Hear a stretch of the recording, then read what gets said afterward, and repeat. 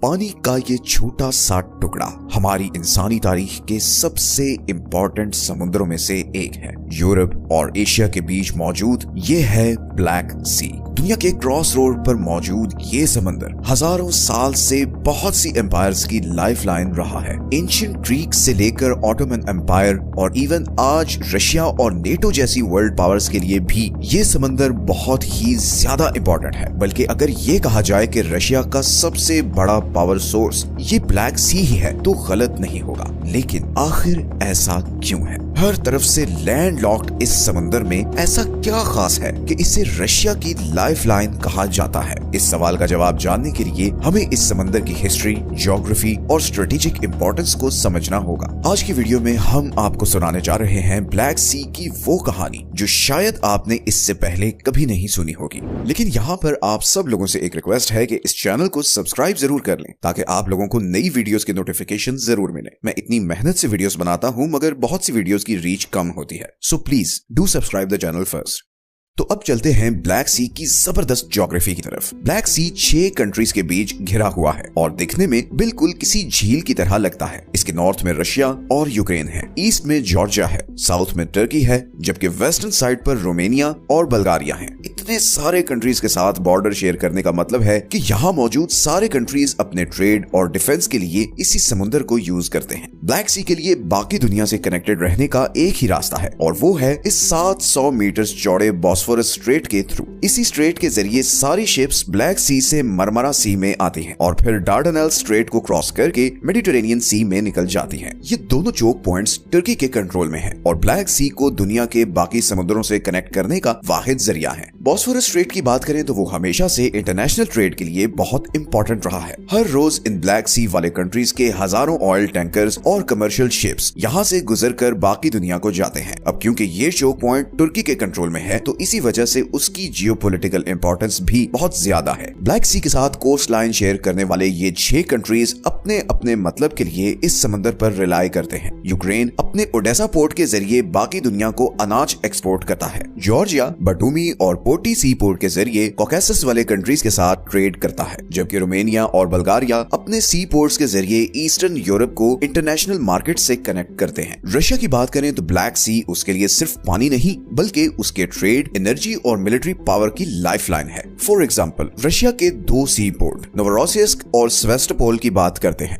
19th century में बनने वाला नोवरोसिस्क ब्लैक सी में रशिया का सबसे बड़ा पोर्ट है और यहीं से रशिया अपना तेल और अनाज बाकी दुनिया को एक्सपोर्ट करता है। इसी तरह सेवास्टोपोल 1783 में बना जब रशिया ने क्राइमिया पर कब्जा किया और तब से लेकर आज तक ये रशिया की नेवल स्ट्रेटेजी का हब है। इन दोनों पोर्ट्स का सबसे बड़ा फायदा ये है कि रशिया के आर्कटिक पोर्ट्स के मुकाबले में ये सारा साल काम करते हैं क्योंकि यहाँ पर बर्फ नहीं होती। ब्लैक सी की ज्योग्राफी रशिया को एक नेचुरल प्रोटेक्शन भी देती है। लेकिन इसी लैंड लॉक ज्योग्राफी का मतलब ये भी है कि रशिया की बाकी दुनिया को एक्सेस तुर्की और दूसरे नेटो मेंबर कंट्रीज के साथ रिलेशंस पर डिपेंडेंट है और हम इन कंट्रीज के रिलेशनशिप पर वीडियो में आगे चलकर बात करेंगे। लेकिन उससे पहले मैं आपको ये बताता चलूं कि ऐसा नहीं है कि ब्लैक सी की इंपॉर्टेंस अभी मॉडर्न टाइम्स में ही बनी है, बल्कि ये समुद्र तो हजारों साल से यहाँ मौजूद सिविलाइजेशंस के राइज और डाउनफॉल में एक क्रिटिकल फैक्टर रहा है। सबसे पहले एंशिएंट ग्रीक से शुरू करते हैं जिन्होंने 8th सेंचुरी BCE में ब्लैक सी की कोस्ट लाइन पर अपनी कॉलोनीज बनाना शुरू की। बाइजेंटियम जैसे बड़े और एडवांस्ड शहर बनाए गए। इन शहरों की तरक्की की सबसे बड़ी वजह थी ही ये ब्लैक सी को एक्सेस। ग्रीक्स के लिए ब्लैक सी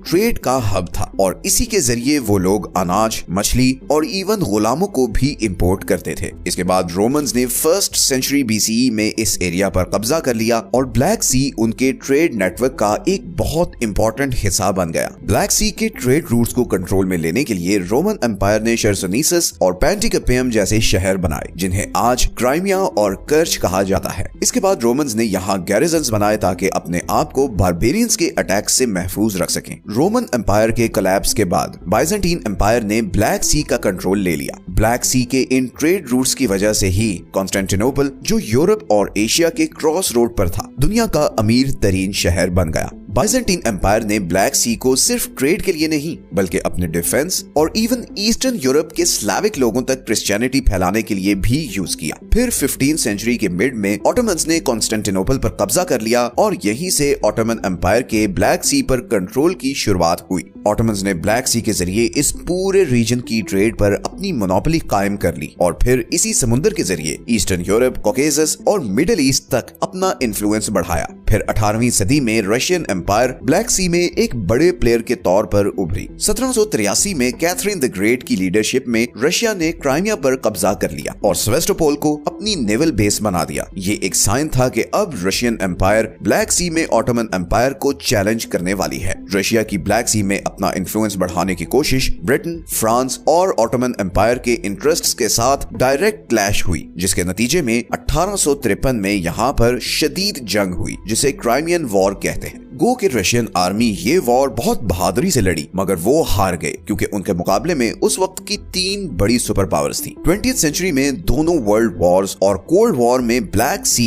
स्ट्रेटेजिक मैन्यूवरिंग का फोकल पॉइंट रहा। वर्ल्ड वॉर 1 में ब्लैक सी रशियन और ऑटोमन नेवी के लिए एक इंपॉर्टेंट बैटल ग्राउंड था। ऑटोमन नेवी जर्मन हथियारों से लैस ब्लैक सी को कंट्रोल करने की कोशिश कर रही थी, जबकि रशिया की ब्लैक सी फ्लीट अपनी सप्लाई लाइंस और कोस्टल शहरों को प्रोटेक्ट कर रही थी। वर्ल्ड वॉर 2 में ब्लैक सी और भी ज्यादा इंपॉर्टेंट हो गया जब एक तरफ जर्मनी और उसके साथी कंट्रीज ने ब्लैक सी का कंट्रोल लेकर सोवियत की सप्लाई लाइंस कट कर दी और कॉकेशियन ऑयल फील्ड्स तक पहुंच गए। वहीं दूसरी तरफ सोवियत की ब्लैक सी फ्लीट ने सेवेस्टोपोल और ओडेसा जैसे पोर्ट्स को कंट्रोल करने में बड़ा अहम किरदार अदा किया। इसी तरह कोल्ड वॉर के दौरान ब्लैक सी नेटो और वॉरसॉ पैक्ट वाले कंट्रीज के बीच एक फोकल पॉइंट रहा। असल में जब नेटो बनी तो उसके जवाब में सोवियत यूनियन ने एक डिफेंस ट्रीटी की। इस ट्रीटी में सोवियत यूनियन और 7 यूरोपियन कंट्रीज थे जैसे कि Poland, east Germany, Czechoslovakia, Hungary, Romania, Bulgaria और अल्बानिया। इन सब कंट्रीज का एम यही था कि नेटो के खिलाफ ये सब इकट्ठे रहें। इस ट्रीटी के बाद सोवियत यूनियन ने ब्लैक सी में अपनी कोस्ट लाइन को बड़ा हेवीली फोर्टिफाई कर लिया। सेवेस्टोपोल अब सोवियत यूनियन की सबसे मेन नेवल बेस बन चुका था। इस बेस में खड़ी ब्लैक सी फ्लीट मॉस्को की मेन डिफेंस लाइन थी। सोवियत यूनियन की सबमरीन्स और वॉरशिप्स न सिर्फ इस सारे एरिया की निगरानी करती थी बल्कि मेडिटेरेनियन और अटलांटिक ओशन पर भी कड़ी नजर रखती थी। दूसरी तरफ नेटो के लिए ब्लैक सी एक अपॉर्चुनिटी भी था और चैलेंज भी। तुर्की जिसके कंट्रोल में बॉस्फोरस और डार्डनेल स्ट्रेट थे वो नेटो मेंबर था। तो इस तरह नेटो के पास 2 बहुत स्ट्रेटेजिक चोक पॉइंट्स का कंट्रोल था जिसके जरिए वो सोवियत यूनियन की सप्लाई लाइंस किसी भी वक्त चोक कर सकते थे और इसीलिए कोल्ड वॉर के बीच नेटो वॉरशिप्स इन स्ट्रेट्स के पास ही चक्कर लगाती रहती थी। ब्लैक सी सबसे ज्यादा लाइमलाइट में आया 1962 में क्यूबन मिसाइल क्राइसिस के दौरान जब सोवियत यूनियन ने अपनी नेवी को कंप्लीटली हाई अलर्ट कर दिया। इस पूरे अरसे में 1960s से लेकर लेट 1980s तक ब्लैक सी मिलिट्री एक्सरसाइजेस और इंटेलिजेंस गैदरिंग का सेंटर रहा। लेकिन यही वो वक्त भी था जब सोवियत यूनियन ने ब्लैक सी के जरिए ईस्टर्न यूरोप और मिडिल ईस्ट तक पेनिट्रेट किया।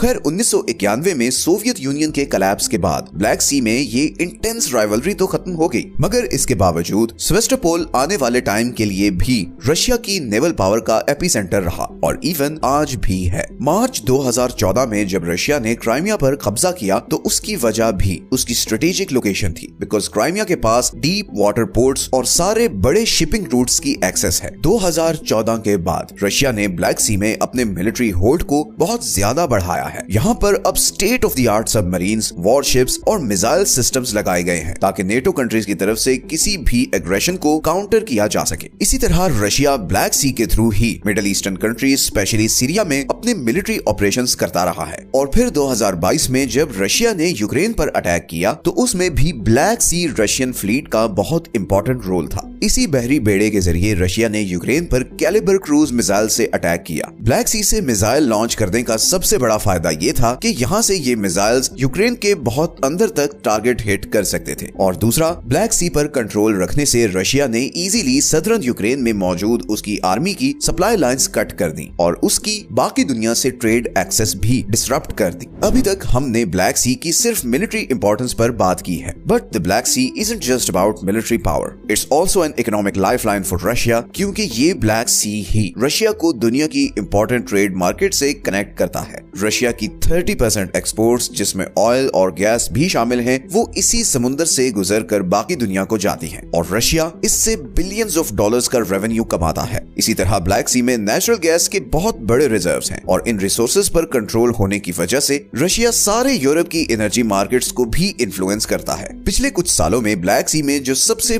बड़ी डेवलपमेंट हुई है वो है तुर्क स्ट्रीम पाइपलाइन। ये एक ऐसा प्रोजेक्ट है जिसके थ्रू रशिया यूक्रेन को बाईपास करके तुर्की और सदर्न यूरोप को गैस सप्लाई कर रहा है और इस तरह रशिया की इन पॉलिटिकली वोलेटाइल ट्रेड रूट्स पर से डिपेंडेंस कम हो गई है। इस वक्त ये अकेली पाइपलाइन है जहां से रशियन गैस यूरोप को जा रही है, but energy is just one piece of the puzzle. Black sea पूरी दुनिया की फूड सिक्योरिटी के लिए भी बहुत इंपॉर्टेंट है। रशिया और यूक्रेन को दुनिया की ब्रेड बास्केट कहा जाता है क्योंकि पूरी दुनिया की 30% वीट ये दोनों कंट्रीज एक्सपोर्ट करते हैं। ओडेसा, नोवरोसिस्क और मैरियोपोल सी पोर्ट्स मिडिल ईस्ट, अफ्रीका और एशिया तक अनाज पहुंचाने का सबसे इंपॉर्टेंट गेटवे है और इसीलिए अगर ब्लैक सी के ट्रेड रूट्स में थोड़ी सी भी ब्लॉकेज हो तो पूरी दुनिया की मार्केट्स हिलकर रह जाती हैं। इसकी सबसे बड़ी एग्जांपल है जब 2022 में रशिया ने यूक्रेन फूड एक्सपोर्ट को ब्लॉक किया तो फूड प्राइसेस बहुत ज्यादा बढ़ गई। एनर्जी और फूड एक्सपोर्ट्स की तरह ब्लैक सी शिपिंग इंडस्ट्री का भी हब है। यहाँ पर मौजूद पोर्ट्स मेटल से लेकर केमिकल्स तक बिलियंस ऑफ डॉलर्स का ट्रेड हैंडल करते हैं। इसकी सबसे बड़ी एग्जांपल है नोवरोसिस्क पोर्ट, जो कि रशिया का सबसे बिजिएस्ट पोर्ट है और यहाँ से कोयला और फर्टिलाइजर्स पूरी दुनिया को एक्सपोर्ट होते हैं। ब्लैक सी एक और रिसोर्स से माला माल है और वो है विंड एनर्जी। जैसे जैसे दुनिया सस्टेनेबल एनर्जी सोर्सेज की तरफ जा रही है वैसे वैसे कंट्रीज ब्लैक सी के विंड एनर्जी के पोटेंशियल को इवेल्युएट कर रहे हैं। रोमानिया और बल्गारिया जैसी कंट्रीज ब्लैक सी के साथ अपनी इतनी बड़ी कोस्ट लाइन को विंड एनर्जी के लिए यूज करने पर काम कर रहे हैं। टर्की और यूक्रेन ने भी विंड एनर्जी को यूटिलाइज करने के लिए फिजिबिलिटी स्टडी शुरू कर दी है। अगर ये इनिशिएटिव्स कामयाब होते हैं तो इस पूरे रीजन की ऑयल और गैस पर से डिपेंडेंस काफी हद तक कम कर देंगे। लेकिन रशिया के लिए इन इकोनॉमिक बेनिफिट से भी बढ़कर ब्लैक सी उसकी नेशनल सिक्योरिटी का सबसे बड़ा जरिया है। इस ब्लैक सी के ही जरिए रशिया यूरोप, मिडिल ईस्ट और दूसरे कॉन्टिनेंट्स तक अपना इकोनॉमिक और पॉलिटिकल इन्फ्लुएंस रखता है और यहीं पर एक और प्लेयर भी इस पिक्चर में एंटर होता है और वो कोई और नहीं बल्कि नेटो है। ब्लैक सी नेटो के लिए भी बहुत क्रिटिकल है। 3 नेटो कंट्रीज टर्की, रोमानिया और बल्गारिया ब्लैक सी के साथ कोस्ट लाइन शेयर करते हैं और रशिया को रोकने में नेटो का सबसे बड़ा हथियार है। यही वजह है कि नेटो ब्लैक सी में अपनी प्रेजेंस बढ़ाता जा रहा है। इसकी सबसे बड़ी एग्जांपल है एनुअल सी ब्रीज एक्सरसाइज। 2021 में नेटो ने 32 कंट्रीज के साथ, जिसमें अमेरिका और यूके भी शामिल थे, ब्लैक सी में मिलिट्री एक्सरसाइजेस की, जिनमें नेवल वॉरफेयर से लेकर एयर डिफेंस तक सब कुछ शामिल था और इन एक्सरसाइजेस का मकसद ही ये था कि रशिया पर दबाव रखा जाए। लेकिन ये मिलिट्री एक्सरसाइजेस कभी कभी बहुत डेंजरस टर्न भी ले लेती हैं। जैसे इसी सी ब्रीज एक्सरसाइज के दौरान एक ब्रिटिश नेवी शिप क्राइमिया के पास चली गई, जिसको रशियन नेवी ने घेरे में ले लिया और सिचुएशन बहुत टेंस हो गई थी। इसी तरह नेटो ने रोमानिया और बल्गारिया में भी अपना एयर डिफेंस सिस्टम इंस्टॉल किया हुआ है ताकि रशिया से किसी भी किस्म की थ्रेट को काउंटर कर सके। फॉर एग्जांपल, रोमानिया में Aegis Ashore missile defence system है जो रशिया से आने वाले बैलिस्टिक मिसाइल्स को इंटरसेप्ट कर सकता है। इसी तरह बल्गारिया में सर्वेलेंस रेडार्स हैं जिनसे नेटो इस सारे एरिया की निगरानी करता है। इसी तरह तुर्की का भी बहुत क्रिटिकल रोल है। तुर्की का रशिया के साथ एक बड़ा कम्प्लेक्स सा रिलेशनशिप है। बहुत से जियोपॉलिटिकल कॉन्फ्लिक्ट्स जैसे कि सीरियन सिविल वॉर और लीबिया की सिविल वॉर में तुर्की और रशिया दोनों ऑपोजिट साइड्स पर थे, लेकिन इसके बावजूद अपने स्ट्रेटेजिक और इकोनॉमिक बेनिफिट्स में दोनों कंट्रीज आपस में बहुत रियलिस्टिक रिलेशनशिप्स रखते हैं। रशिया तुर्क स्ट्रीम पाइपलाइन के थ्रू तुर्की को गैस सप्लाई करने वाला सबसे बड़ा कंट्री है। इसी तरह रशिया ने इवन तुर्की के इंफ्रास्ट्रक्चर पर भी बहुत इन्वेस्ट किया है। तुर्की का अकुयू न्यूक्लियर पावर इसकी एक बहुत बड़ी एग्जांपल है। इसी तरह दोनों कंट्रीज ने आपस में पीस एग्रीमेंट्स भी किए हुए हैं, जैसे कि आस्ताना प्रोसेस, जिसकी वजह से दोनों आपस में किसी भी कॉन्फ्लिक्ट को अवॉइड करते हैं। तो ऑल इन ऑल ब्लैक सी को कंट्रोल करने का मतलब है यूरोप, मिडिल ईस्ट और दूसरे कॉन्टिनेंट्स को कंट्रोल करना, क्योंकि ब्लैक सी दुनिया का एक जियोपॉलिटिकल चोक पॉइंट है जिस पर दुनिया का ट्रेड, एनर्जी और सिक्योरिटी डिपेंड करती है। रशिया के लिए ब्लैक सी सिर्फ एक समुद्र नहीं बल्कि उसके सर्वाइवल की गारंटी है। ब्लैक सी के पुरसकून पानी के नीचे तकदीर बदलने वाले रिसोर्सेज छुपे हैं और जैसे जैसे वक्त गुजरता जाएगा ये समंदर वर्ल्ड जियोपॉलिटिक्स में और ज्यादा इंपॉर्टेंट होता जाएगा। अगर आप ऐसी ही मैप एनिमेटेड वीडियोस और भी टॉपिक्स पर देखना चाहते हैं तो नीचे कमेंट्स में जरूर बताएं।